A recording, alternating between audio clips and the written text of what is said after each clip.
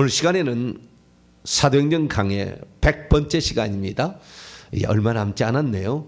유대인들의 거짓 고소 과연 이길 수 있었을까라는 제목으로 말씀의 은혜를 함께 나눌 수 있기를 원합니다. 바울이 예루살렘에 올라갔다가 지금 이틀째 되었다 이렇게 얘기하는데, 이틀 만에 가이사랴에 있는 벨릭스 총독 앞에 지금 재판을 받게 되어 있습니다. 이틀 만에 어떻게 이렇게 빨리 재판을 받게 된 것일까요? 바울이 소요 사태라도 일으킨 것일까요? 네. 바울이 무슨 성전에서 모독하는 일을 했던 것일까요? 바울은 왜 이렇게 오늘 로마의 대표자, 재판관으로서, 로마의 재판관으로서 황제를 대신하여 1차 법정이 열어진 거죠. 여기에서 이제 불복하고 상소를 하게 되면 이제 로마에 가서 또 이제 황제에게 재판을 받아야 되는, 그래서 그 재판이 한 번으로 안 끝나고 또 이렇게 계속 갈 수가 있습니다. 근데 오늘 드디어 이제 정식으로 재판이 열리게 된 것입니다. 과연 바울은 여기에서 거짓으로 고소하고 있는 유대인들의 관계를 어떻게 이겨낼 수 있었을까요? 자, 우리는 이 사도 바울의 이 삶에 있어서 예루살렘에 꼭 빚진 자였다는 것이죠. 그래서 자기가 자랐었던 그런 곳에서 복음을 전하기를 그는 간절히 바랬는데, 거기는 사도 베드로를 통하여 복음이 전해지고 있었잖아요.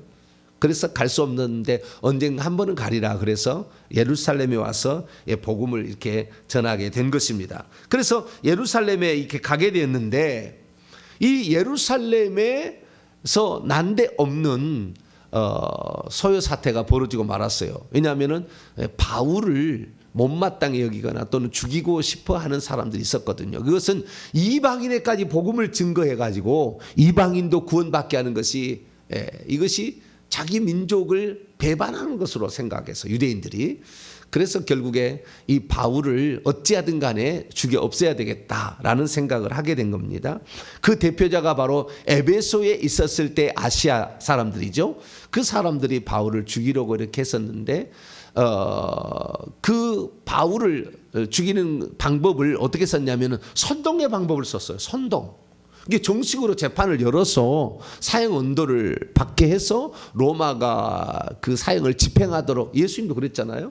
그렇게 했는데, 물론 거기도 거짓으로 했습니다만은 사도 바울도 그렇게 해서 했는데, 사도 바울은 재판을 열어 가지고 바울을 죽이려고 한 것이 아니라 선동해서 죽이려고 했었고, 선동이 안 통하니까 잠복해 있다가 이 잠복조가 비밀리에 암살 조직단을 만들어 가지고 그 암살로 죽이려고, 이 이후에도 또 그런 또 시도가 또 있습니다. 그렇게까지 한 것인데, 하나님께서 마침 천부장 루시아를 통하여서, 로마 시민권 가진 그를 통하여서 바울이 로마 시민권 가진 자인 것을 알게 되고, 그래서 그를 정식으로 재판을 받을 수 있도록 가이사랴까지 보내버린 겁니다. 그래서 지금 가이사랴에 와서 로마 총독 앞에서 정식 재판을 받게 되는 것이죠. 그러면 우리는 여기에서 이 정식 재판을 열었는데, 세상 법정이잖아요. 세상 법정은 항상 옳게 판정을 내릴까요? 우리나라에 그런 말이 있지 않습니까? 돈이 있으면 무죄고 돈이 없으면 유죄다. 그런 말이 있잖아요. 돈이 있든지 권력이 있든지 있어야 된다는 거예요. 그래야 재판에서 유리하다는 거죠. 지금 오늘 재판을 열게 되는데, 피고는 바울입니다. 피고는 바울. 그리고 이제 그 고소하는 사람들 있지 않습니까?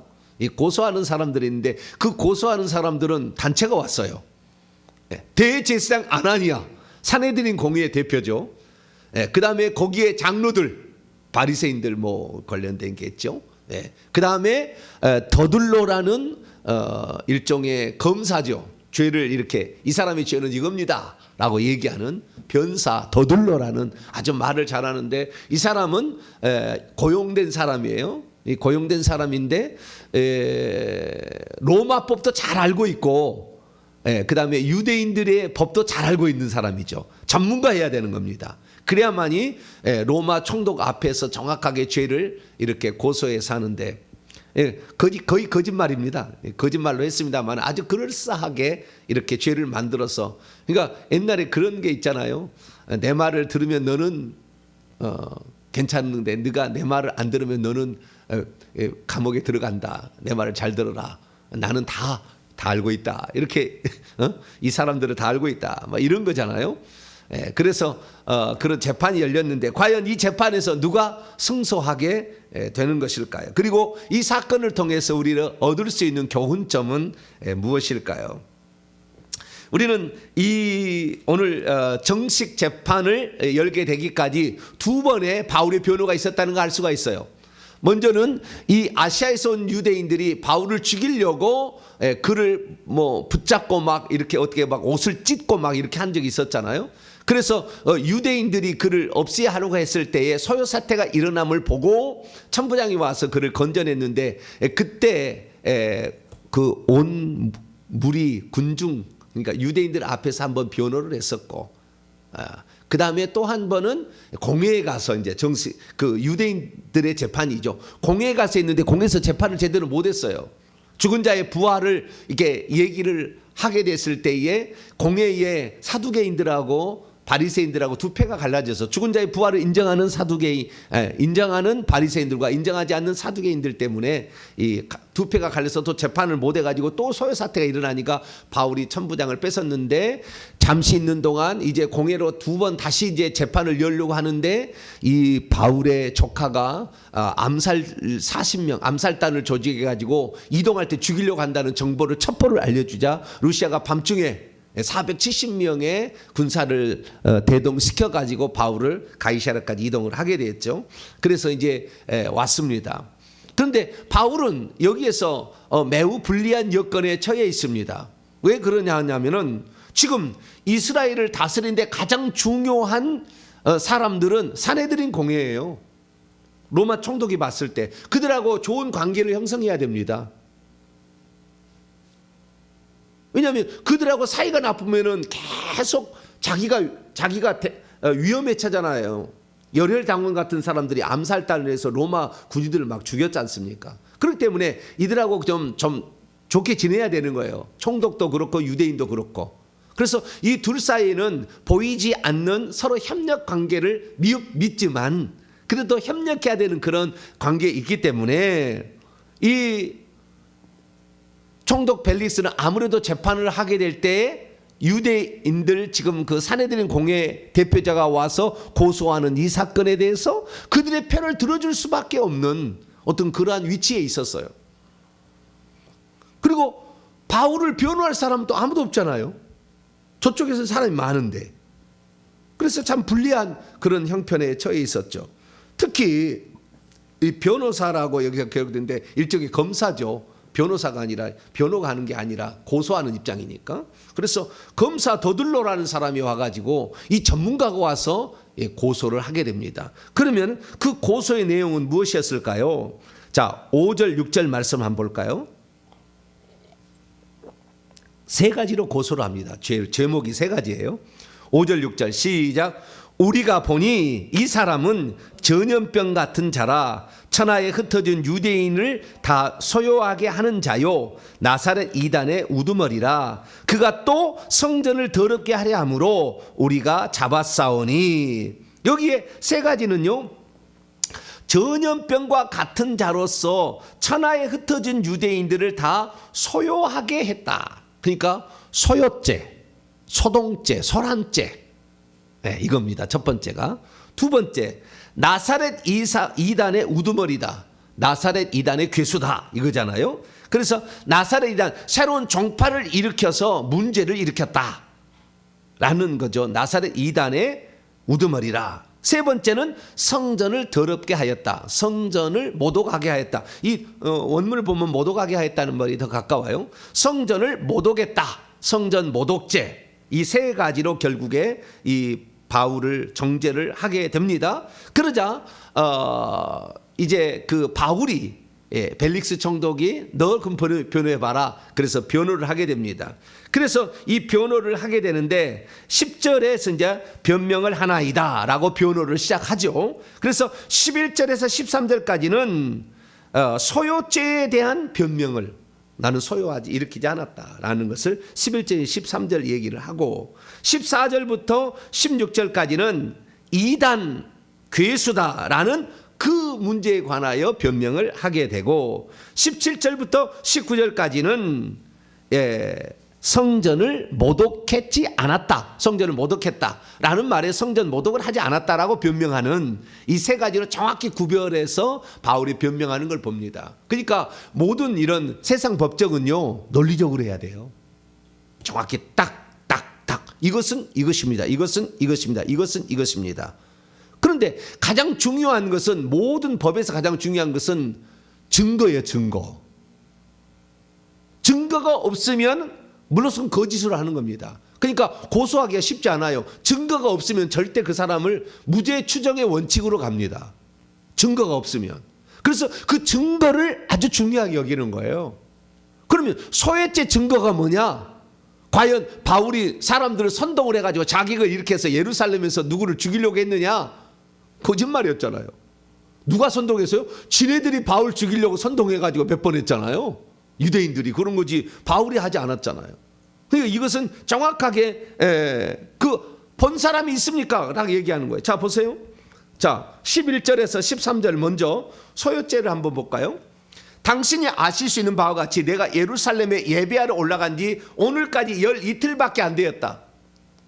그들은 내가 성전에서 누구와 변론하는 것이나 회당 또는 시중에서 예루살렘 시내에서 무리를 소동하게 하는 것을 보지 못하였으니 이제 나를 고발하는 모든 일에 대해 그들이 능히 당신 앞에 내세울 것이 없나이다. 첫 번째 소요죄. 이제 여기까지 오게 됐는데 12일밖에 안 됐고 내가 일주일 동안은 저겠죠. 예루살렘 올라가자마자 바로 예루살렘 교회에 가서 야고보를 만났고 그 다음 날 결례를 행해서 일주일을 지난다고, 결례가 끝나는 날 지네들이 죽이려고 달라들었잖아요. 그러니까 갑자기 또 이렇게 공회 이렇게 하다가 그 다음에 소요 사태 일으켜서 지금 가이사랴까지 왔기 때문에 시간적 여유가, 내가 누구 사람을 선동해 가지고 예루살렘에서 무슨 선동할 시간적 여유도 없었다. 첫 번째. 두 번째, 내가 소요를 일으킨 사람을 본 사람이 있느냐? 아무도 없다. 첫 번째는 무죄죠. 결국에. 왜? 증거가 없잖아요. 아무도 그것을, 그 뒤에도 아무도 이것이 소요 일으켰다고 내가 증인이 한 사람이 없어요. 증인을 세울 사람이 없어요. 더들로가 만약에 여기서 실제했다면 증인을 데리고 왔어야죠. 이 사람이 소요를 일으킨 것에 대해서 이 사람이 증인입니다. 증인도 없어요. 첫 번째 소요죄는 거짓이었다. 판명이 났죠. 두 번째는 14절부터 16절까지인데 이단 괴수죄라는 거예요. 이단 괴수죄인가? 자, 우리가 나사렛 이단은 아닙니다만은 나사렛 새로운 종교 기독교의 우두머리다라는 면에서는 거의 조금 일리는 있어 보이긴 합니다. 그러나 이단인가? 이 문제, 이단이라는 것은 끝이 다르다는 거잖아요. 그 과연 이 다른 사상을 전파한 것인가라는 문제입니다. 14절입니다. 그러나 이것을 당신께 고백하리다. 나는 그들이 이단이라는 도를 따라 첫째 조상의 하나님을 섬겼어요. 그들은 똑같잖아요. 두 번째 율법과 선지자에 기록된 것을 다 믿어요. 그들도 그러죠. 세 번째 그들이 기다리는 바 하나님께 대한 소망도 똑같이 갖고 있어요. 그것은 의인과 악인에 대한 부활이 있을 것이다 라는 것이었죠. 근데 여기에서는 갈리는 게 있죠. 죽은 자의 부활을 사두개인들은 안 믿고 바리새인들은 믿었죠. 그래 의인들의 부활이 있으리라 여기까지 얘기하다가 그냥 소요 사태가 또 일어나 버렸지 않습니까? 그래서 여기까지 있으리라 함이다. 이것으로 말미암아 나도 하나님과 사람에 대하여 항상 양심에 거리낌이 없이 하나님을 섬겨왔다. 그러니까 믿음에 있어서는 거의 차별이 없다. 저들은 나사렛 이단, 새로운 종파, 유대교가 아닌 기독교라는 것이 우리하고 전혀 다른 저 이단을 처벌해 주십시오라는데 전혀 다른 게 아니라 같은 뿌리를 가지고 있다. 단지 몇 가지 믿는 것에 있어서 차이가 조금 있을 뿐이다. 그래서 내가 이 유대교를 없애기 위해서 기독교를 창시한 그런 사람은 아니다라는 변명을 하게 되죠. 이것도 뭐 거의 맞는 이야기입니다. 그리고 세 번째, 성전 모독죄예요. 17절부터 19절까지인데요. 여러 해 만에 내가 내 민족을 구제할 것, 구제 이방인 교회에서 받아왔지 않습니까? 구제 헌금을. 그 다음에 재물을 가지고 와서 결례를 행하려고 이제 뭐 재물도 소나 양이나 뭐 염소나 뭐 이런 게 있었겠죠. 재물을 가지고 와서 드리는 중에 내가 결례를 행하였고 정결 의식을 행하였고 모임도 없고 소동도 없이 성전에 있는 것을 그들이 보았나이다. 그러나 아시아로부터 온 어떤 유대인들이 있었으니 그들이 만일 나를 반대할, 나를 고소할 사건이 있으면 반드시 당신 앞에 와서 고발했을 것이요. 그렇지 않으면 이 사람들이 내가 공회 앞에 섰을 때에 무슨 옳지 않는 것을 보았는지 이렇게 말하라소서. 그러니까 지금까지 그 에베소에서 왔던 그 사람들이, 이 사람들이 이 바울이 잘못했으면은 이 정식으로 재판을 열어서 해야 되는데 재판 열지 아니하고 지금 중간에 암살하려고 그렇지 않습니까? 그래서 나는 이 성전에서 모독한 적도 없다. 만약에 모독을 했다고 그들이 지난번에 고소한 건 뭡니까? 이방인을 성전 안에 데리고 갔다고 그러는데 들어가지 않았잖아요. 아무도 본 사람도 없어요. 말만 듣고 지금 흥분해 갖고 이렇게 있는 거죠. 그래서 단지 21절 보면은 단지 오직 내가 단지 그들 가운데 외쳐 이르기를 내가 죽은 자의 부활에 대하여 오늘 너희 앞에서 신문을 받는다고 한 이 한 소리만 있었을 뿐이다. 이것 때문에 주님들끼리 싸워가지고 지금 문제가 일으켜진 것이다 라고 얘기를 한 거예요. 그러니까 이 세 가지를 보게 되면 결국에요, 절번에 소요 사태를 일으킨 죄잖아요. 소요를 일으킨 게 아니라 유대인들이 소요를 일으켰죠. 무죄죠. 나사렛 이단의 괴수, 이단이 아니죠. 같은 어떤 뿌리를 가지고 있는 거니까. 이단이 아니죠. 세 번째, 성전 모독죄. 이건 성전 모독하지 않았어요. 그러니까 이 세 가지 다 거짓말이라는 것이 판명이 날 수밖에 없었습니다. 그런데 벨릭스가 참 특이한 사람인데요, 기독교에 대해서 잘 알고 있었던 모양이에요. 기독교와 유대교에 대해서. 22절 보세요. 벨릭스가 이 도에 관한 것을 더 자세히 아는 고로, 이 도, 기독교에 관하여 더 자세히 아는 고로 이 재판을 연기를 합니다. 그리고 천부장 루시아가 내려온다면 너희를 처결하리라고 백부장을 명하여 이렇게 합니다. 여기 보니까요, 벨릭스의 이제 그 공판이 선고가 떨어지는데, 어떻게 선고가 떨어지느냐? 세 가지 다 있는데 더들로가 전혀 변명도 못 하잖아요. 아닙니다. 증인이 있습니다. 증거물이 있습니다. 그래야 무슨 재판이 이루어질 텐데 그것도 말도 못하고 아무도 얘기를 안 해요. 바울의 말은 정확한 것이고. 그러니까 뭐 바울은 무죄죠, 결국에. 그런데 무죄인데 무죄라고 만약에 판정을 내린다고 한다면 어떻게 됩니까? 유대인들을 통치하기가 쉽지 않아요. 왜냐하면 저들의 말을 안 들어준 거잖아요. 저들은 이놈이 죽일 죄니까 사형 언도를 내려달라고 가지고 왔는데 들어보니까 무죄야. 근데 무죄라고 할 수 없어요. 왜? 유대인들을 통치하려면 사내들은 공의의 말과 이렇게 좋은 관계를 형성해야 되는데 저들이 잘못했다 얘기하고 이 바울을 무죄다 이렇게 선언하게 된다. 관계가 안 좋아지는 거니까 그럼 뭐 합니까? 재판을 연기하는 거죠. 무슨 또 불충거 불충분을 해가지고 또 연기하고 그래서 언제까지? 정권이 바뀔 때까지. 모르시나요? 잘 모르시는가? 정권이 바뀔 때까지 5년 단임제잖아요. 정권이 바뀔 때까지 좌우지간 뭐 이렇게 해가지고 안 하는 거예요. 계속 안 하고 또 뭐 다음 재판 기일을 한 2년 뒤로 잡아 또 그러다 또 연기해 또 그래 이렇게 왜 그래요? 다 아시죠? 뭔가 있으니까 그러겠죠. 그런데 마찬가지로 여기도 애매하니까 계속 이렇게 연기를 하는데 그렇다고 해서 죄를 책잡을 수 없잖아요. 23절 보세요. 그래서 백부장에게 명하기를 바울을 지켜라. 그런데 자유를 주어라. 그리고 그의 친구들이 그를 돌보아 주는 것을 금하지 말라. 그러니까 면회 오고 이렇게 하는 것을 전혀 막지 말라. 이 사람은 죄인이 아니다라는 것이잖아요, 결국에. 나중에 이제 얘기합니다만은 만약에 이제 또 뒤에 이제 그 아그리파 왕 앞에서 베스도 앞에서 또 이렇게 또 한 번 또 이렇게 그 재판을 하거든요. 2번이나 더 하는데 그때 만약에 가이사에게 상소하지 않았다면 놓을 뻔하였다라는 말이 결론이에요. 무죄라는 거죠. 무죄라는 거예요. 그래서 근데 무죄인데 무죄를 선언할 수 없는 거죠. 무죄를 선언할 수 없는 거. 그건 정치적인 알력 관계가 거기에 있었기 때문에 그렇다. 그러니까 세상 법정은 사실 하나님을 대신하여 이 땅에 옳고 그름을 판단하라고 하나님이 세운 게 재판이에요. 그러니까 재판이 잘못되면 나라는 망합니다. 결국에. 정권이 바뀌든지 나라가 망해요. 재판이 잘못돼 버리면. 그래서 재판관들은 절대 눈치 보지 말아야 되는데 모르겠습니다. 눈치를 보고 있는지 안 보고 있는지.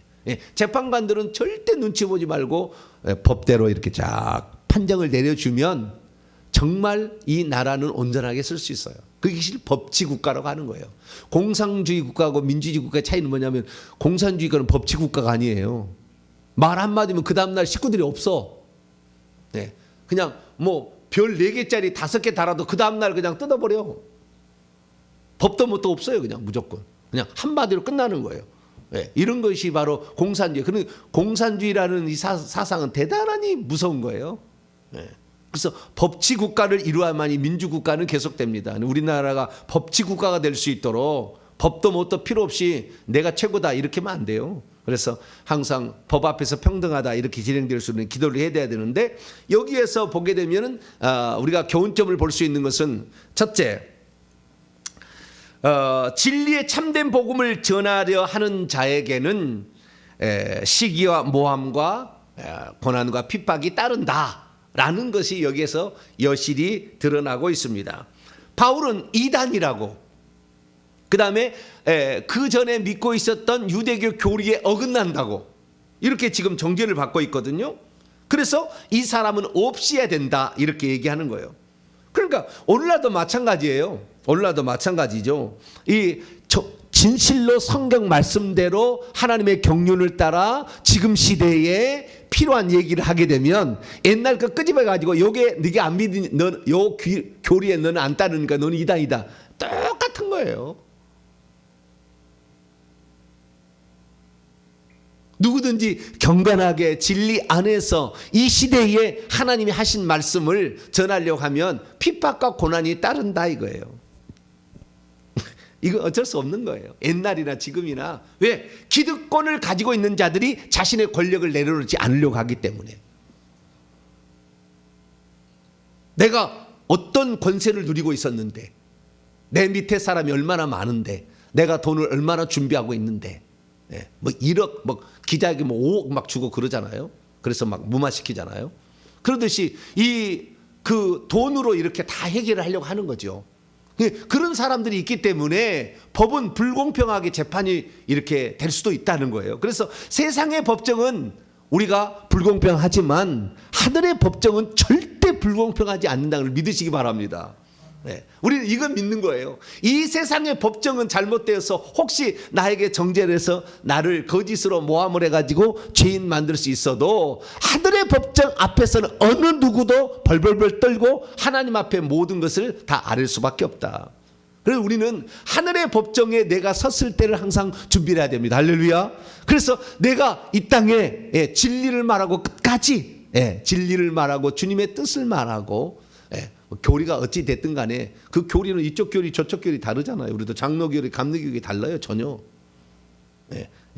칼빈주의 알미니안주의 전혀 다른 거예요. 둘은 충돌해요. 서로 이단이라고 그래요. 그러나 우리 동탄에서도 보게 되면 감리교와 장로교 서로 이단이라고 하는 것들은 교리상으로는. 근데 둘이는 잘 모여요.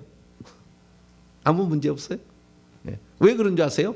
절대 교리 문제 얘기 안 하거든. 만나면. 밥만 먹어요. 그러니까 뭐 싸울 일이 없어요. 그리고 이 도시의 복음화를 위해 힘쓰자. 그런데 이 도시의 복음화를 위해서 힘쓰고 그리고 밥 먹는다는데 누가 뭐라고 했어? 그죠? 뭐라고 할 사람은 없어요. 그런데 교리상은 첨예하게 다른 거예요. 교리 갖고 상대방을 정죄하면 안 돼요. 성경으로 해야 되는 거죠. 성경으로. 성경의 진리 말씀으로 이렇게 해야 되는. 그래서 참된 복음을 전하는 자는 아무래도 이렇게 모함과 시기와 그리고 핍박을 받을 수 있다라는 것이 교훈입니다.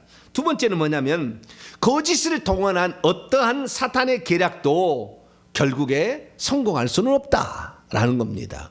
이 엄청난 많은 변호인단 송사인단을 거느리고 와가지고 바울을 정죄하려 했지만 증거물 하나 없었기 때문에 결국에 무죄라고 선고를 해야 되는데 선고를 안 하고 그냥 연기.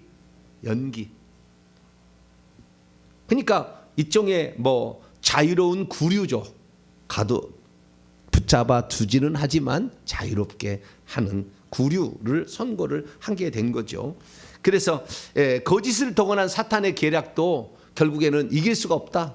세상 법적이 그렇지만 여기에서는 그 법에 그렇게 판정을 내리지 않는 걸 보면 정치적인 이런 문제가 얽혀 있다라는 것을 우리는 여기서 볼 수가 있습니다. 자, 바울이 사실 그 유대인들에게 송사를 당하게 된 것은 무엇 때문입니까? 정치적인 문제입니까? 그러니까 로마에 대항해서 우리가 서요 사태를 일으켜서 로마를 없애자 하는 어떤 정치적인 이유가 아니잖아요. 가이사 황제를 부인하는 것도 아니고 다 인정하는 거잖아요. 그런데 그 문제는 결국에 신앙의 문제인데 신앙의 문제지만 이 유대인들이 고소하는 거 보면 정치 서요 사태를 일으켰다. 나사렛 이단이라는 새로운 종교로 이 나라를 분열을 시켰다. 정치적인 문제를 가지고 계속해서 이렇게 들어오지 않습니까? 그러니까요, 결국에 세상의 이런 그 재판들을 보면요, 다 정치적으로 해요. 정치적으로 한다는 말이 무슨 말이냐면, 네가 내 말을 들으면 너는 무죄로 해줄 것이고, 내 말을 듣지 않으면 너는 유죄다 이렇게 하는 거예요. 정치적으로 하는 거예요. 사실 여부로 그 사람이 이단이 되거나 이런 게 아니라 내 말을 안 들으면 너는 이단이 되는 것이고 내 말을 잘 순응하고 돈 갖다가 바치면은 너는 이단이 아니고 이런 식으로 한다는 거예요. 세상이 이렇게 그래요. 세상은 이렇습니다. 그러나 우리는 세상이 그렇다고 해서 세상의 풍조를 따라가느냐? 아니에요. 우리는 하나님 앞에 설 날이 있다는 거죠. 그 하나님 앞에는 아무런 것 자기가 이 세상에 대통령을 하고 와도 하나님 앞에 서면 똑같은 하나의 피고인으로 쓰는 거예요. 아무 소용없습니다.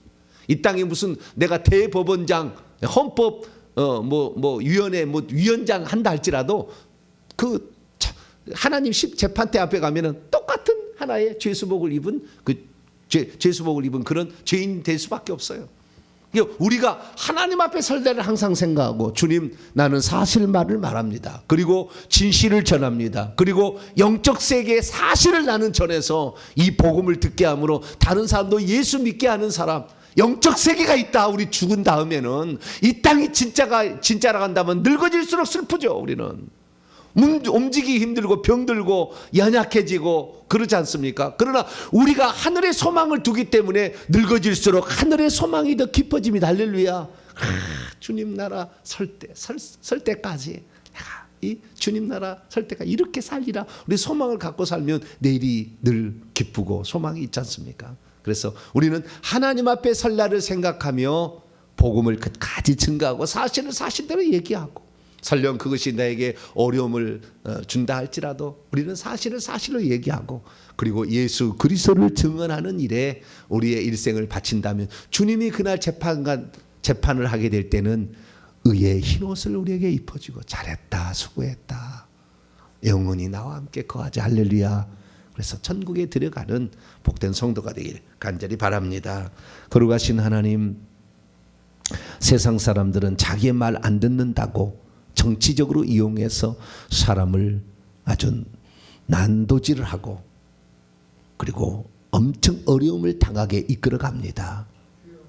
그러나 우리는 그렇다고 해서 이 굽어진 재판이나 거짓 고소자들에게 굴복할 것이 아니라 우리 하나님 앞에 내가 설 때 어떤 재판을 받을 것인가를 생각하고 사실만을 얘기하고 예수 그리스도가 이 땅에 오신 한 분 하나님이 아들로 오셨다는 것을 그분이 구원자이고 그분이 바로 구약의 아브라함과 이삭과 야곱에게 말씀하셨던 바로 그 하나님이라는 것을 바울이 증언했던 것처럼 우리들도 오직 예수 그리스도만 하나님이심을 증언하고 그분을 의지하며 살아가는 저희들 되게 해 주옵소서.